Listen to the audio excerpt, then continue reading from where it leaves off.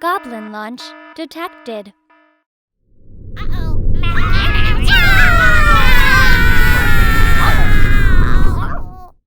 Hey gang! Using the promo code MTGMudsta, all caps, will get you 10% off any order over $10 at Flipside Gaming. It'll also get you 10% off any orders of singles at Multizone. And it'll get you 10% off most products at Original Magic Art, with the exceptions of some paintings. If these fine sites don't have what you're looking for, you can also consider using my affiliate link when ordering from TCG Player. And if you'd like to join the generic Goblin Gang to support this channel, there's a link to my Patreon in the description below. Hey gang, looking to get your hands on a free box of Theros Beyond Death? Well, look no further. Flipside Gaming will be giving one away between December 12th and January 27th. You can enter by using my promo code MTGMudsta on an order of $10 or more, or by sending a self-addressed, stamped envelope or postcard to them. It's one entry per person, and for more information, follow the link below. Also, just so you know, there will be a third game every week in December on each Saturday of the month. This is just my little way of saying thanks for enjoying my content. You know the deal, you click the video, you're an adult, you have free choice. Speaking of choice, in today's game, Max is playing his Regna and Krav deck, keeping a Marsh Flats, a High Market, an Opal Palace, a Living Death, Sangromancer, Fiend Hunter, and Sorin, Lord of Innistrad. I am playing my Vialsmasher and Tymna deck, keeping 2 Swamps, Anguished Unmaking, Yawgmoth's Will, Wild Ricochet, Mistveil Plains, and a Blood Crypt. Jameson is playing his Riku deck, keeping a Hinterland Harbor, a Mountain, Sakura Tribe Elder, an Oracle of Moldiah, Mizzet of the Ismagus, Supplant Form, and Regal Behemoth. Last but not least, Nick is playing Darien, keeping Soul Warden, Drifting Meadow, Enlightened Tutor, Teferi's Protection, Tarnished Citadel, Sun Titan, and a Plains. Nick wins the die roll and starts us off. Nick plays a tapped Drifting Meadows. Max plays an Opal Palace. I play a tapped Mistveil Plains. Jameson plays a tapped Hinterland Harbor. Nick plays a Plains and casts Soul Warden. Max plays a tapped Myriad Landscape. I play a tapped Blood Crypt and cast my newly drawn Land Tax. Jameson plays a Mountain, casting Sakura Tribe Elder, and Nick gains 1 life. At the end of turn, Nick casts Enlightened Tutor to find a Mana Vault and put it on top. Nick draws the vault and plays a Tarnished Citadel. He then casts the vault and passes. Max plays a Marsh Flats, passing, while Jameson sacrifices his Elder. I find a Plains and 2 Mountains from my Land Tax trigger and put them to my hand. I then draw for turn and play a Mountain. We then see me pay 3 mana for a Read the Bones, scrying 2, keeping them there, drawing 2, and losing 2. Jameson plays a Flooded Grove and casts his Oracle of Moldiah while I'm discarding down to 7. This has Nick gain 1. Jameson reveals a Grape Shot and plays an Exotic Orchard before passing. Nick plains a Plains and Max sacrifices his Marsh Flats. He announces he'll find Godless Shrine and take the 2, and shortcuts, sacrificing his landscape at the same time. Nick in the meanwhile taps out for Darien, gaining another 1 as he enters. He passes while Max is still searching. Max plays a tapped Cycle Land and pays 4 mana for a Sangromancer, and Nick gains 1 as it enters. I don't use my Land Tax on my upkeep, and instead draw and play a Swamp. I then cast a Primal Amulet and pass. Jameson draws and plays a Reliquary Tower off the top.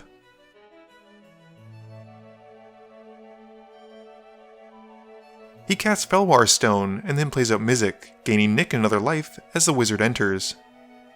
Jameson then passes, and at the end of turn, Nick taps his Citadel for 1 white, losing 3 life.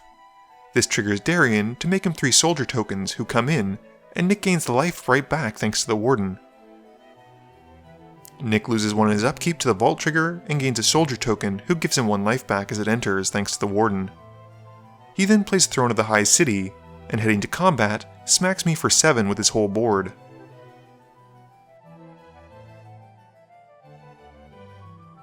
Max plays a High Market and casts Krav in his main phase.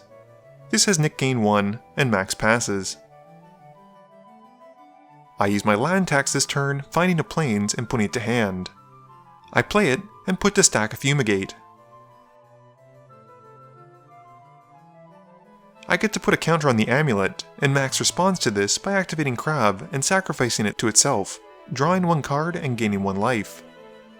Nick also decides to do something, and uses Teferi's protection to phase out and save his board. He tapped his Tarnished Citadel to help pay for it, so he loses 3, then gains 3 as the soldiers come in. In the end, I only gain 3 life from the wipe, while Max actually gains more with 6 thanks to his Sangromancer seeing everything die. Jameson casts a Seedborn Muse in his main phase, and passes untapping with Nick. Nick phases back in and untaps, making a soldier token from the damage he takes from the tap vault. Nick then moves to combat and deals 10 to Max with his team.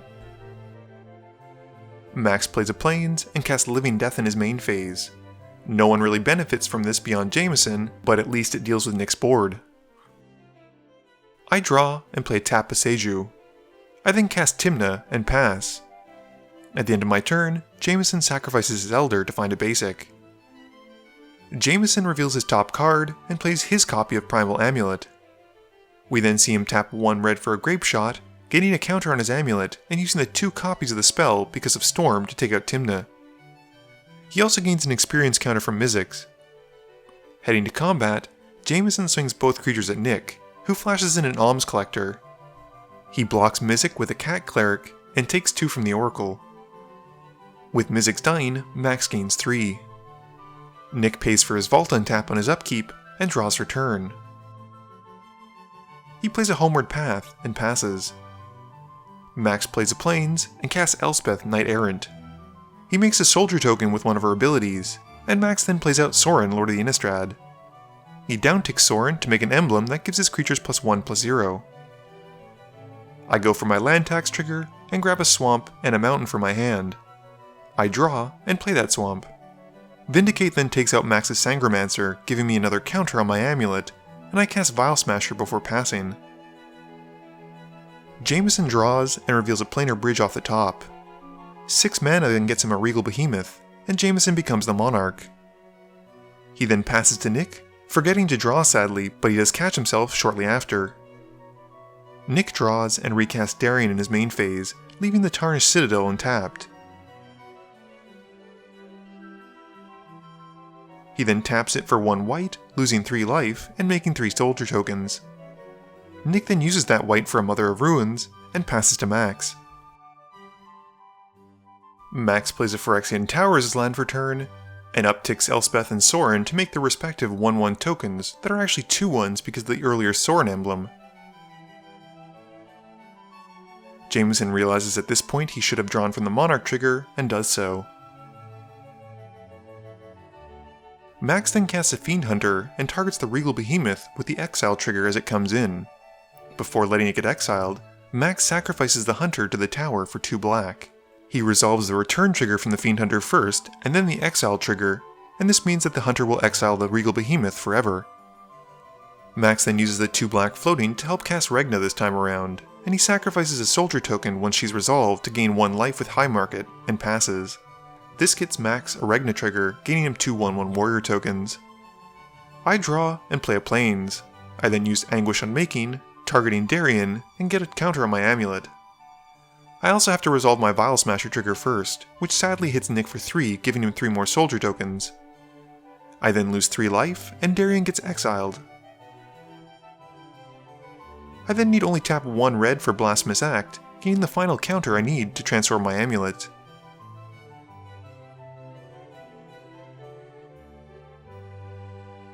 I then play out a Mind Stone, and I pass to Jameson. Jameson draws, and casts Riku in his main phase, and passes. He draws at the end of turn from Monarch. Nick loses 1 to his Vault, and plays a Sun Titan in his main phase. This lets him bring back the Mother of Ruins, and he passes turn. Max plays a Plains, and makes another Soldier and a Vampire token with Elspeth and Sorin, respectively. He then taps 9 mana using the Opal Palace to recast Regna. She comes in with 2 +1/+1 counters, and Max sacrifices a soldier token again to High Market, gaining 1.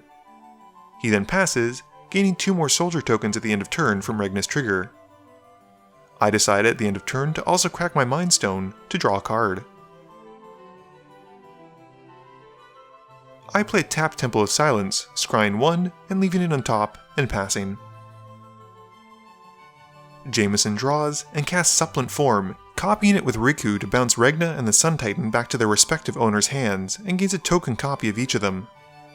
This lets him bring back his Elder with his token Sun Titan copy trigger, and Jameson then sacrifices Steve to find a basic before passing turn. Nick loses his 1 to the vault, and plays a tap Nubinalia tapped, scrying 1 and keeping the card on top. He then recasts the Sun Titan, bringing back his Soul Warden, and passes.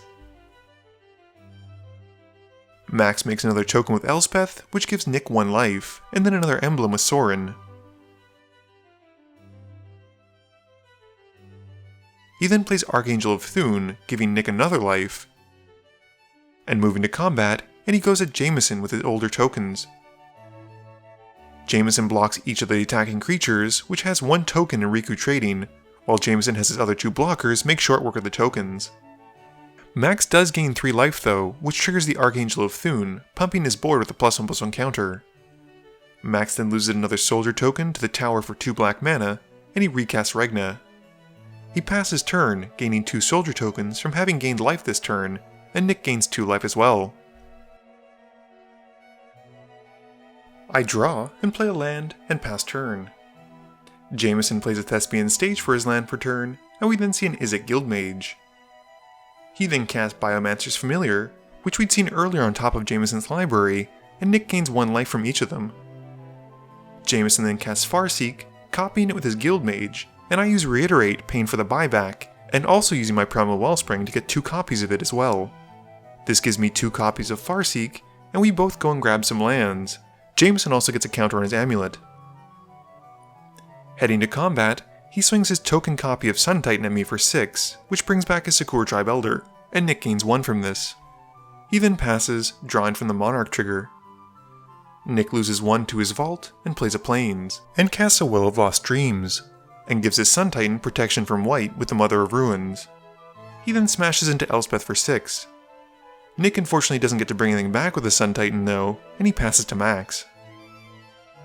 Max draws and makes a token with Soren and Elspeth, which has Nick gain 2 more life. This lets Nick pay some mana into the Well trigger, and he draws some cards. Max then casts a Black Market, and then plays out a Leonin Relic Warder. Jameson doesn't want to lose his Primal Amulet the same way that the Fiend Hunter dealt with the Regal Behemoth, and he counters it with an Assidious Will. This is the last counter his amulet needs to become a Primal Wellspring as well. Moving to combat, Max then swings his Archangel of Thune, which is a 6/5 with lifelink, at Jameson. Jameson blocks with his Regna token, and Max gains 6 life. This gives his creatures another +1/+1 counter, and gains him 2 more soldier tokens at the end of his turn from Regna. As they come in, Nick gains 2 life as well, and he pays more mana to draw from the well again. Jameson also gets on the responses by sacrificing his Sakura Tribe Elder for a basic. I play a Swamp for turn, and pay 3 mana for a Yawgmoth's Will.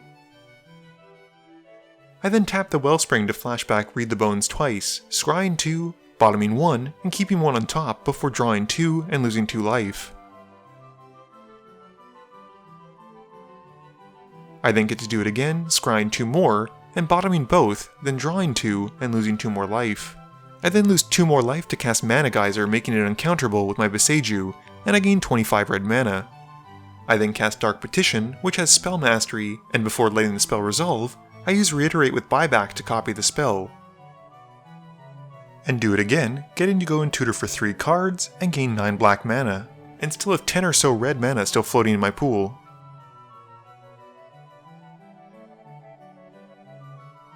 I then cast Bonus Round and fork it. I'm then able to cast Torment of Hailfire where X is 13, and I get 2 extra copies of it. This means the table has to resolve 39 instances of the spell, and even with Nick's padded life total, it's too much.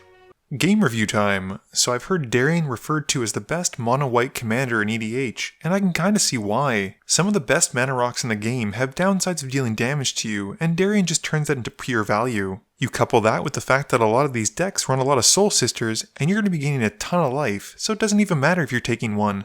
Max was also playing a Life Gain Matters deck with Regna and Krav is one of my favorite mono-black creatures to come out of recent sets. His activated ability is incredible for only 1 black mana, and it has potential of gaining you tons of life and tons of cards.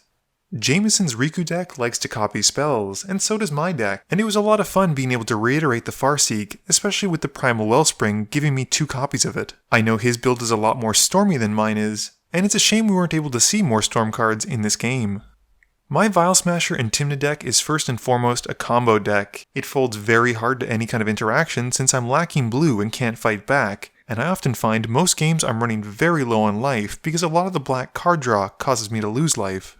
That being said, typically when a person's able to tutor for 3 cards and come out with more mana than they started with, it's very hard to lose. Please be sure to tune in every Monday and Thursday at 11 AM Eastern Standard Time for a guaranteed new video. You can also follow me on Twitter at MTGMudsta. You can find me on Facebook at facebook.com/MTGMudsta. And lastly, you can check me out when I stream at twitch.tv/MTGMudsta.